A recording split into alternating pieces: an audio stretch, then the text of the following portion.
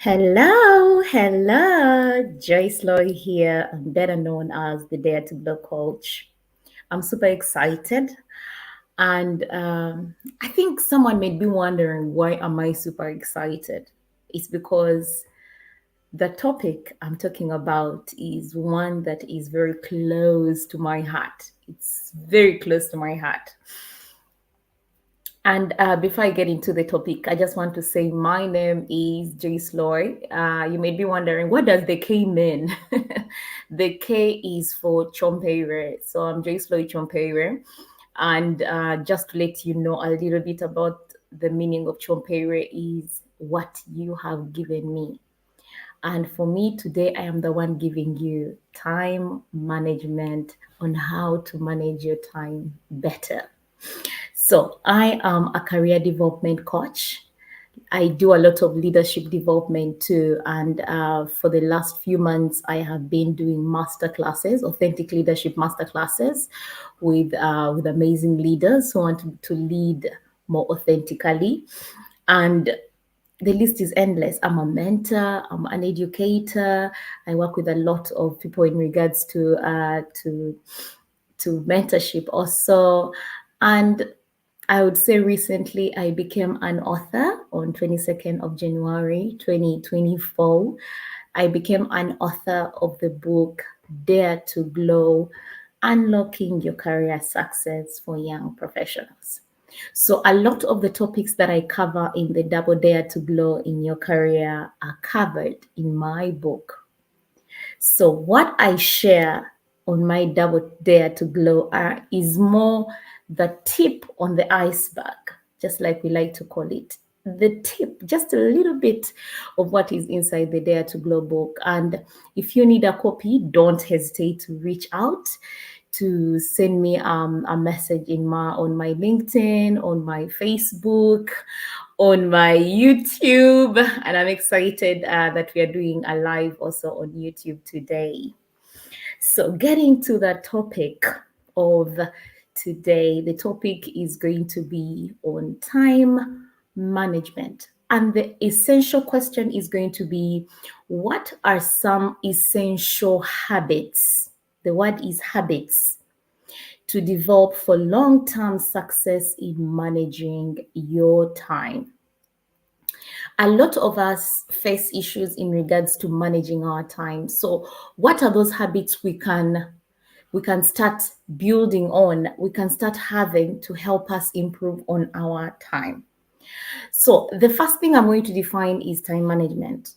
You may be wondering, what is time management? So time management is being able to organize your time intelligently so that you can be effective, you can be more productive, and when you're more productive, of course, that is completing your tasks on time and being productive in everything that you do. So going to our question for today, which is the habits that we can build. I'm going to be sharing a few of them, maybe around 6. I'm going to be generous. I'm going to be sharing six habits that you can build. And the first habit is going to be goal prioritization, prioritizing whatever you are doing. And how can you prioritize it? First of all, using SMART. The word SMART, it is SMART. And you find people who have now modified it and they say smarter, Some people have modified it to smarter plus E, E for energy. So it depends on how you put it. But I'm going to use SMART, the usual one that everyone knows. S is for specific.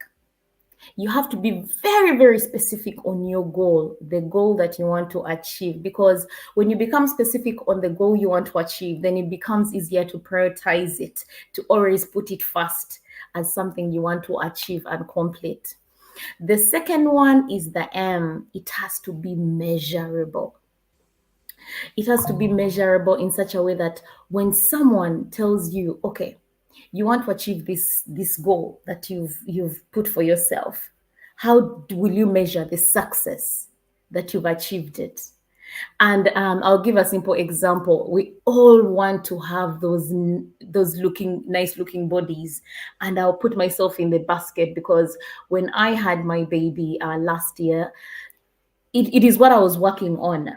And I remember being asked, okay, you want to lose kgs. How many do you want to lose? I'm like, I just want to lose weight because I didn't think, to be honest, I didn't think even when you go to a gym instructor, they are going to be very specific on how you want. They use also the SMART. I'll just go back to it. They use SMART. So they are also specific, and they'll ask you on how you measure the progress, so that you don't say, oh my God, I've been paying this gym instructor and they've done nothing. How I came is how I'm leaving. So the one thing about the gym instructor, they're going to ask you, oh, they asked me, how will you measure that you have progressed for this 1 month you want to work with me? So I told them, I want to lose at least let me lose 10. You understand? So when you out there, you are out there making these goals for yourself. Are you specific about it? Are you measuring it? Are you telling yourself, okay, I want to lose 10 kgs in the next 1 month, and what are the things you're going to do about it? You know? So we are going to go to the A. The A is achievable. Is it achievable? Or am I putting 10 kgs and I can only lose 5? And that's where we go to realistic. Okay, so in the next 1 month, I can only lose 5 because of the way I'm being realistic about the goal that I'm achieving for the goal that I'm tasking myself. Because if you're telling yourself, okay, I'm going to be coming to the gym only twice in a week, the things you want to do towards losing that 10 or 5 kgs that you want to tell yourself that you will lose in that 1 month, will you be able to lose them? Is it realistic? And then the time bound. And I've already been using the time bound. The time bound is you saying, I want to lose 5 kgs in the next 1 month, you know? And then that's when we are going to go to the next one, the habit that you can build in you being able to manage your time effectively. The next one is going to be schedule and plan. So you have gone to this trainer, you have told him, I want to lose 5 kgs in the next 5 months. The next thing that is going to happen is going to be number 2. How do we plan on getting you to lose the 5 kgs? Okay, so I'm trying to use something that is realistic to all of us at some point if we are in that situation. So what happens? This person wants you to be very, very realistic with the time you have, because sometimes you want to lose 5 kgs, but you don't have the time. So you plan according to your schedule, you know? Look at your work. How many hours do you go to work? Oh, I go to work maybe 6 hours. What time do you leave office? I leave office at 5. So can you be able to come to the gym at least for 1 hour? That is, leave your workplace. Of course, maybe the drive is 1 hour or 30 minutes. At least we start from 6 to 7. You have 1 hour. So that is where you plan. You plan with your trainer that you're going to be able to do the exercise, or you're going to commit. Let me use the right word, commit. Commit.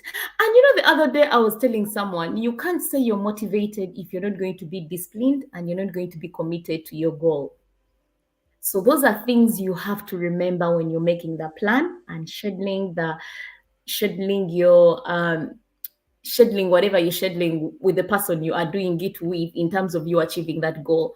You have to be able to be disciplined and to be committed. So number 1, goal prioritization. Number 2, planning and scheduling. Number 3 is going to be minimizing on distractions. Minimizing on distractions can be entailed also with effective task management. you being able to task yourself effectively. And you can use one of my best techniques that I love to use, which is the Pomodoro. The Pomodoro, I love it. I love it because it has worked for me.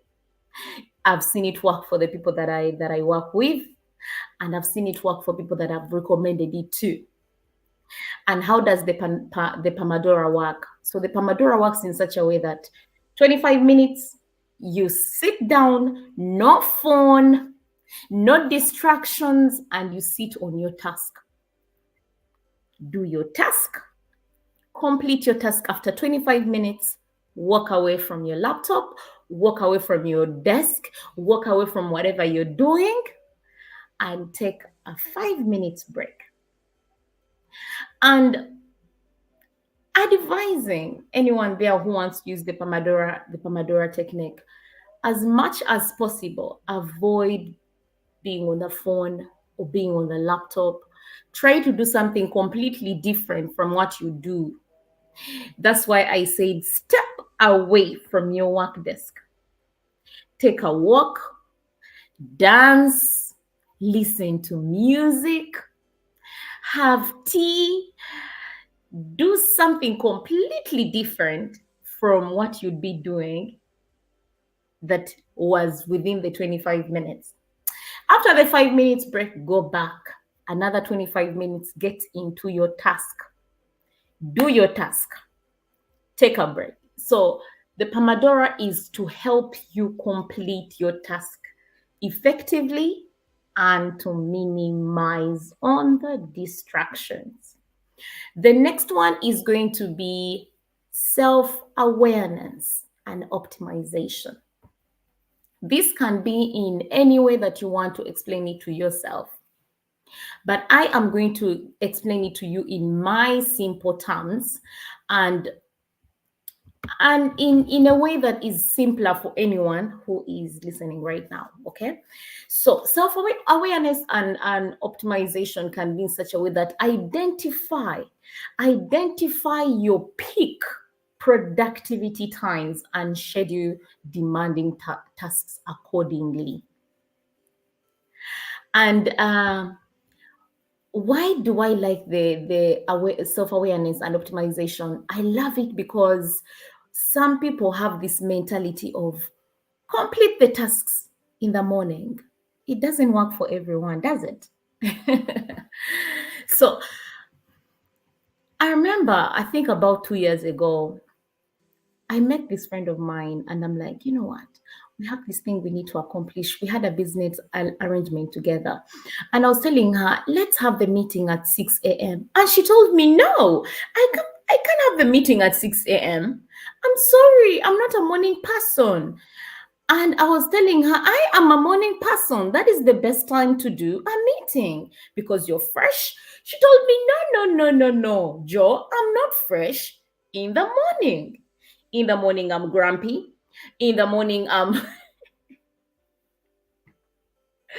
she may be listening right now. But, in talking to her, I got to learn that not everyone is a morning person.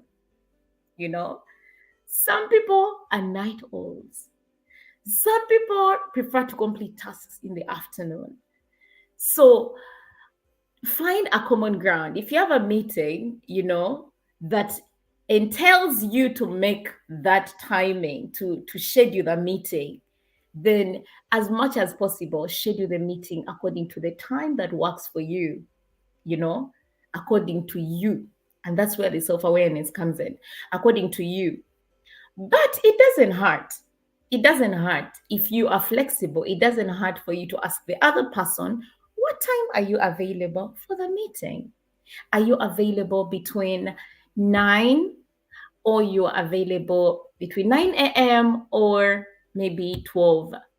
So that you see the time and it can even help you gauge the kind of person that you are going to be working with, so that it makes it easy in the future when you're making plans in such a way that, you know what, this person is not a morning person. So how can I make the time in such a way that it favors the both of us? So you become more considerate of the other person. You don't throw yourself under the bus, but you also become considerate of the other person. So that is the other one. And the next one is going to be review and adjust. So do not be rigid. I love to say that. Do not be rigid in, you know what, this is the way I am and I cannot change it. So regularly reflect on your progress and try to adjust as much as possible on your plan, which will help you learn much better of who you are and become a better time manager. And the other thing is to know what would work for you so that you can become an effective work doer. So I will be I can't see comments right now. In case there are comments, I can't see comments right now. But if anyone is going to share anything, it will be my pleasure to answer you if you have any questions in regards to the essential habits to develop for long-term success in managing your time. And I'll just recap a little bit and say the first one that we talked about was goal prioritization or goal setting. The second one is planning and scheduling. The next one was effective task management and minimizing distractions. And the next one was self-awareness and optimization. The last one has been review and adjust, because when you review, then it becomes easier for you to be able to reflect and get to know what works for me, what would work for other people that I work with, so that you become better in developing those essential habits for long-term success in managing your time. So I am going to double dare you. I am going to double dare you to share with me in the comment section on that essential habit that you have developed that helps you to manage your time better. And the other thing that I'm going to say, my key takeaway for today is going to be develop good time management habits to become effective in everything you do, and the rewards will be worth it. They will be worth it when you learn how to manage time. So for me, that's why this topic is very, very important to me, because the one thing I cannot tolerate is wasting time. So as much as possible, let's double dare ourselves to share, so that someone out there may learn something new that I've not shared today. Share with us. I'm double daring you, double daring you, double daring you one more time, double daring you to share with us the habit that you have developed over time for long-term success in managing your time. Share with us. Let's learn from each other. Otherwise, it was the Double Dare to Glow Coach. I am calling myself the Double Dare to Glow Coach. Amazing. So it was the Dare to Glow Coach Joyceloy Kyompire. It was lovely, and I will be looking forward to seeing you on Thursday. Much love and stay blessed.